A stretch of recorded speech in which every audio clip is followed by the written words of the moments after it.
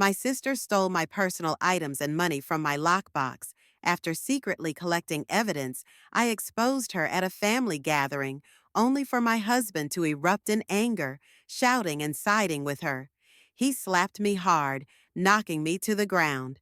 I decided on revenge, but just before the police arrived, something unexpected happened that changed everything.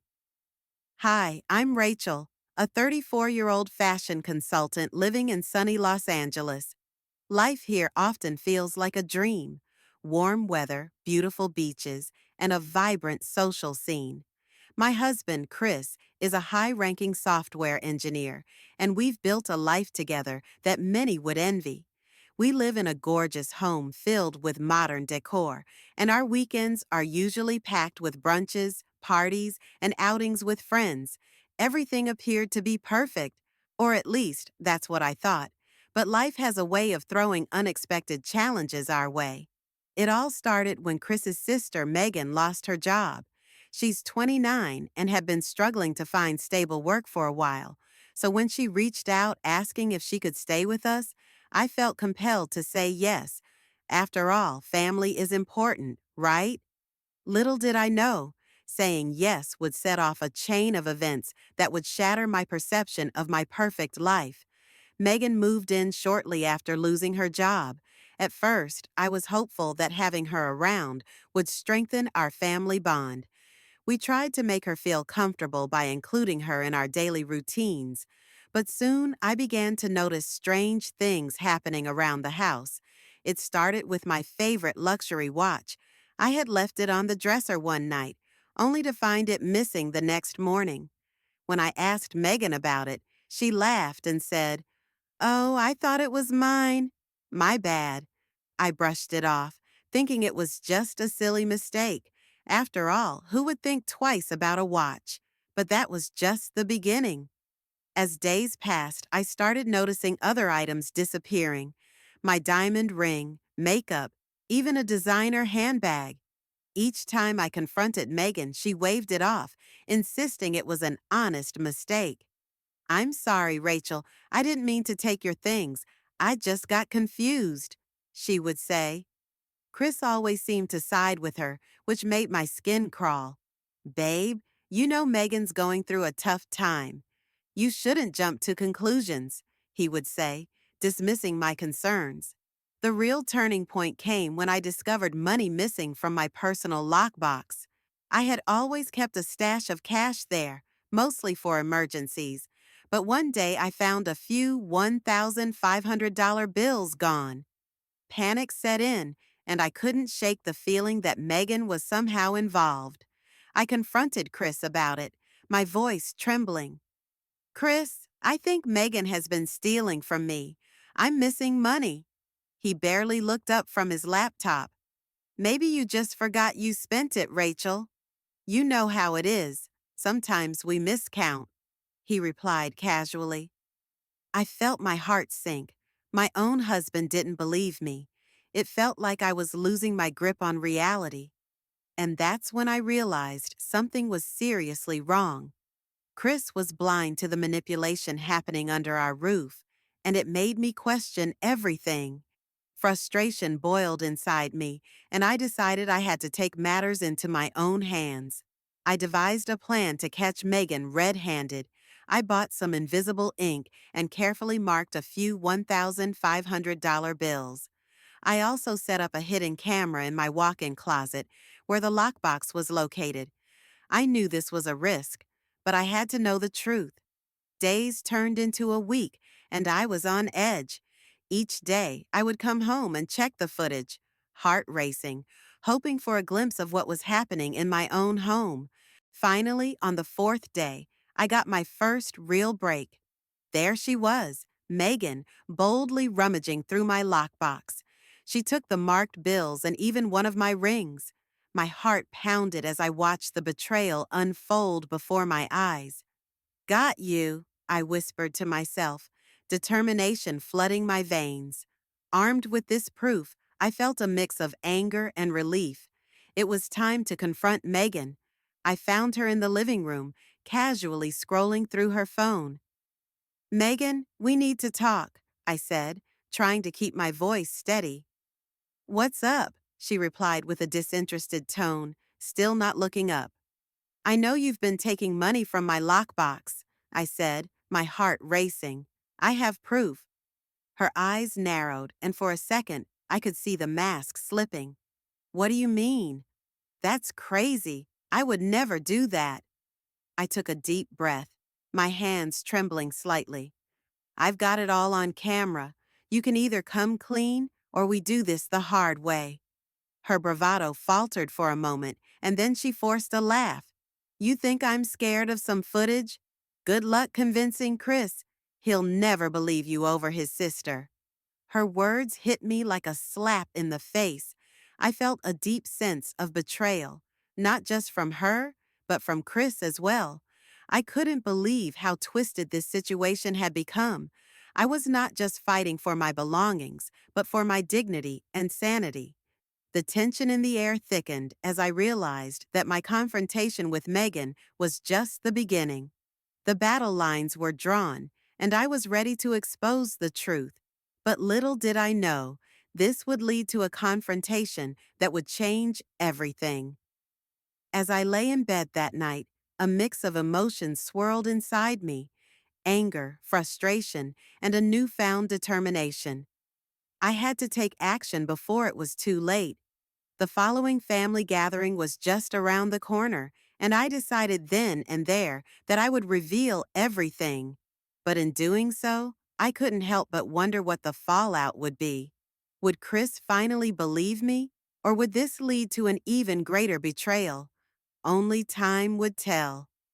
The day of the family gathering arrived, and I felt a knot in my stomach. It was supposed to be a joyful occasion, a chance to celebrate Chris's recent promotion at work. But all I could think about was the confrontation that awaited me. Chris's family would be there, and I knew this was my opportunity to finally expose Megan. I could hardly sleep the night before, rehearsing what I would say in my head. Would they believe me? Would Chris finally stand by my side? As I dressed that morning, I chose a navy blue dress that hugged my curves just right. It made me feel confident, as if I could face whatever lay ahead. Chris walked into the bedroom, smiling. You look beautiful, Rach, he said, planting a kiss on my forehead. His words should have comforted me, but instead, they felt like a mask hiding the tension between us. Thanks, Chris. I just hope everything goes well today, I replied, forcing a smile. Of course, everyone is excited to see you, he said, oblivious to the storm brewing in my mind. When we arrived at his parents' house, the atmosphere was lively. Chris's mom, Karen, was bustling around in the kitchen, and the smell of grilled meat filled the air. Relatives mingled in the backyard, sipping drinks and catching up. I forced myself to be social, chatting with Chris's cousins and laughing at their jokes, but my mind was elsewhere as the afternoon wore on. I caught glimpses of Megan chatting animatedly with the family, her laughter ringing out as if nothing was amiss. I felt my blood boil. How could she act so carefree when she had been stealing from me? I glanced at Chris, who was completely engrossed in a conversation about work, blissfully unaware of the drama lurking beneath the surface. Finally, it was time for the main event, the toast for Chris's promotion. Everyone gathered around, glasses in hand, and I took a deep breath, my heart racing. This was it, as Chris stood up to speak. I felt a wave of determination wash over. Me thanks everyone for coming. It means a lot to have my family here to celebrate this achievement, Chris began, and the crowd erupted in cheers. I watched him beam with pride, and for a moment I felt a pang of nostalgia for the man I fell in love with after the toast. Chris raised his glass again. I just want to say how grateful I am for my amazing sister Megan. She's always been there for me. That was my cue as applause filled the air. I stood up, feeling the weight of every eye in the room turned toward me. I need to say something too, I announced, my voice shaking slightly. It's important. Chris's smile faltered, and he looked looked at me, confusion etched on his face. Rachel, maybe now isn't the time. No, Chris, it's time to address some things. I interrupted, my heart pounding in my chest. Megan has been stealing from me. I have proof. Gasps filled the room, and Megan's face turned pale. What are you talking about? She exclaimed, her voice rising in pitch. You can't just accuse me like that. I'm not accusing you without evidence. I shot back, pulling out my phone. I have video footage of you taking money from my lockbox, and don't think I'm not aware of the jewelry you've borrowed. I connected my phone to the TV, and the screen lit up with a footage of Megan rummaging through my closet. The room fell silent as everyone watched, eyes wide with shock. I felt a mixture of relief and dread. This was the moment I had been waiting for, but I couldn't shake the fear of how Chris would react. See, I said, pointing at the screen, that's you, Megan, taking my money. How can you deny this? Megan's face twisted in anger. You set me up. This is insane. You're just trying to ruin my life, she shouted, but her voice lacked the confidence it had before. Before I could respond, Chris stood up, his face flushed with anger. You did this. You humiliated her in front of everyone. What's wrong with you, Rachel? He yelled his words, hitting me like a slap. You're a liar. You've always been so dramatic, stunned. I stared at him. Chris, this isn't about me. It's about the truth. She's been stealing from us, but he wasn't listening. You've turned my family against me. How could you do this? He continued, his voice rising. Then, in a shocking twist, he slapped me hard across the face. The room fell completely silent, and I felt a mixture of shock and disbelief wash over me. I had never imagined Chris would do something like that. The gasps from family members echoed in my ears, but my world had narrowed down to Chris and his furious expression. Get out of my house, Rachel. I want a divorce, he said, his voice cold and firm. The words struck me like a lightning bolt. In that moment, everything felt surreal. I had thought I would finally expose Megan's deceit and reclaim my life, but instead, I was being thrown out of the very life I had built with Chris. Tears streamed down my cheeks as I grabbed my things and headed for the door. The shocked faces of my family-in-law blurred together, and all I could hear was the pounding of my heart. Megan, meanwhile, wore a victorious smirk, knowing she had manipulated this situation to her advantage. As I stepped outside, the world felt heavy. I could hardly breathe. I had stood up for myself, but it had cost me everything. As I walked away from the house, I couldn't shake the feeling that this was only the beginning of a much larger battle. I would have to find a way to regain my dignity and strength, even if it meant facing Chris and Megan again. After that night, everything felt different. I left Chris's parents' house with my heart shattered, my mind racing and my emotions swirling. I drove aimlessly around Los Angeles. The city that once felt like my playground now seemed foreign and cold. How had it come to this? I never imagined standing up for myself would lead to such a painful outcome. But I knew one thing: I couldn't let this defeat define me. I spent the night at a hotel, my heart heavy with betrayal. The following morning, as I stared at my reflection in the mirror, I realized I had a choice. I could either wallow in despair or fight back. Anger surged through me, igniting a fire that I hadn't felt before. I grabbed my phone and called Lisa, my best friend since college. She always had a way of lifting me up, and I needed her now more than ever. Rachel, thank God you called. I was so worried about you. Lisa said, her voice a soothing balm to my frayed nerves. I'm a mess, Lisa. Chris slapped me and told me he wants a divorce. I don't even know where to begin. I confessed, my voice shaky. You're stronger than you think. You need to take control of this situation. Have you considered getting a lawyer? She suggested. I know I should, but I'm scared. I admitted, what if I lose everything?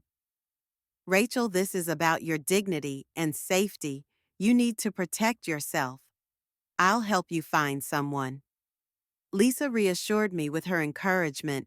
I found a divorce attorney, Karen, who specialized in cases involving emotional and physical abuse.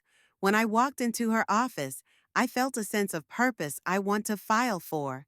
Divorce, I told her, my voice steady.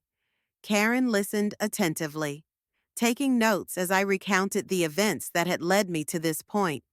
It's important to document everything. Rachel, we need to establish a pattern of his behavior. She said, her tone professional, yet compassionate.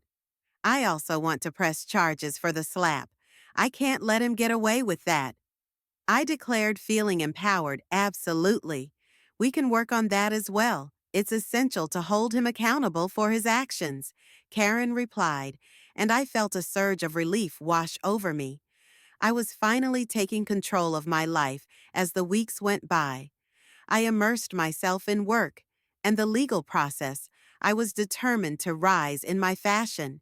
Consulting career, channeling my energy into projects that inspired me, the long hours paid off. My boss noticed my dedication and soon promoted me to a senior position. The sense of accomplishment fueled my determination to move forward. Meanwhile, things were not going well for Chris and Megan. Word of Megan's theft began to spread within their family, and I learned through Lisa that she had been caught embezzling money from her new job. She's facing serious charges, Rachel, Lisa told me one day. Over coffee, people are talking about it, and Chris isn't doing well either. His firm is losing clients because of all this drama. Hearing that news was bittersweet. I couldn't deny feeling a sense of satisfaction, knowing that Megan was facing consequences, but I also worried about Chris. Despite everything, I still cared about him. I knew he had been manipulated by his sister, but I also recognized that I could no longer be the one to fix things for him. Then, one evening, as I was settling into my new apartment, my phone buzzed. It was a text from Chris. "Can we talk? I made a huge mistake." My heart raced at the thought of him reaching out, but I also felt a wall of defense rise within me. "Rachel, don't do it," Lisa warned when I told her. "You've come so far. Don't let him pull you back in." "You're right. I have to think about my own well-being," I reminded myself, but part of me still hesitated. A few days later, I received an unexpected knock on my door. When I opened it, there stood Chris, looking disheveled and broken. "Rachel, I need to explain," he started, his voice shaky. "I don't want to hear it, Chris. You made your choice," I said firmly, feeling a sense of clarity wash over me. "I know I messed up. I should have believed you. I should have stood by you," he pleaded. I shook my head. "You didn't, and now I need to focus on myself." His face fell, and I could see the pain in his eyes, but I had to stay strong. "Please leave, Chris," I said, my voice unwavering as I closed the door. I felt a mix of sadness and relief. I was moving on, reclaiming my life, piece by piece. I realized that this was my journey now, and I would continue to fight for my happiness and self-respect, no matter the challenges ahead. Months passed, and the dust began to settle on my tumultuous life. I focused on rebuilding, both personally and professionally. My divorce proceedings were underway, and each day I felt more empowered as I took steps to create a future that was truly my own. My legal battles were a mix of anxiety and hope, but I was determined not to let fear overshadow my journey. One afternoon, I received a call from Karen, my lawyer. "Rachel, I have some news. We've secured a settlement agreement with Chris," she said. My heart raced. "You'll receive a fair share of the assets, and we'll ensure there's a restraining order in place regarding any contact from him." "Thank you, Karen. This means a lot," I replied, my voice thick with emotion. I had fought so hard to get to this point, and now it felt like I was finally free from the chains of my past. That evening, I decided to celebrate this small victory. I called Lisa and invited her over for a little housewarming party. "We need to toast to your new life," she exclaimed, excitement evident in her voice.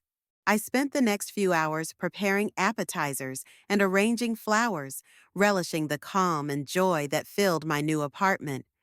When Lisa arrived, she brought a bottle of champagne. "To new beginnings," she said, raising her glass, "and to kicking toxic people out of your life." We laughed and reminisced about our college days, enjoying the freedom of being ourselves. For the first time in a long while, I felt genuinely happy. A few weeks later, while out for a morning walk with my newly adopted rescue dog, Benny, I ran into an old acquaintance, Mark, from the fashion industry. "Rachel, it's been ages. How have you been?" he asked, a genuine smile lighting up his face. "I'm doing well. Actually, just got out of a rough patch," I said, trying to keep it light. "A rough patch?" "I heard about Chris and Megan. You've shown incredible strength, Rachel," he said, his eyes filled with admiration. "Thanks, Mark. I'm learning to prioritize my happiness," I replied, a sense of pride swelling within me. We ended up grabbing coffee together, and as we talked, I felt a connection that I hadn't experienced in a long time. We exchanged numbers, and for the first time, I allowed myself to be open to the possibility of new relationships. One evening, I received an unexpected message from Chris. "I just wanted to say, I'm sorry. I realize now how much I hurt you. I hope you find happiness." My heart twisted at his words. I didn't want to relive the pain, but I also recognized that he was finally acknowledging the hurt he had caused. I took a deep breath, deciding to respond with kindness, but also clarity. "Thank you, Chris. I appreciate your message, but I need to focus on myself now. I wish you well, but I cannot go back."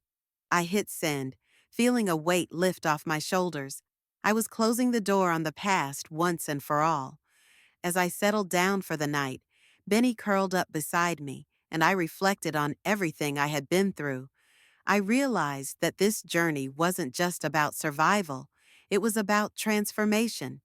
I had learned the importance of self-respect and the power of standing up for myself, even when it felt like the world was against me. With each passing day, I felt stronger, more capable, and ready to embrace whatever life had in store. I had faced betrayal, but I had also found resilience.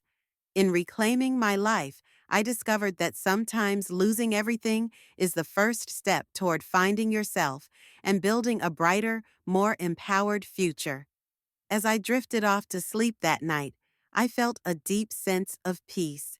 The road ahead was unknown, but I was ready to face it, one step at a time.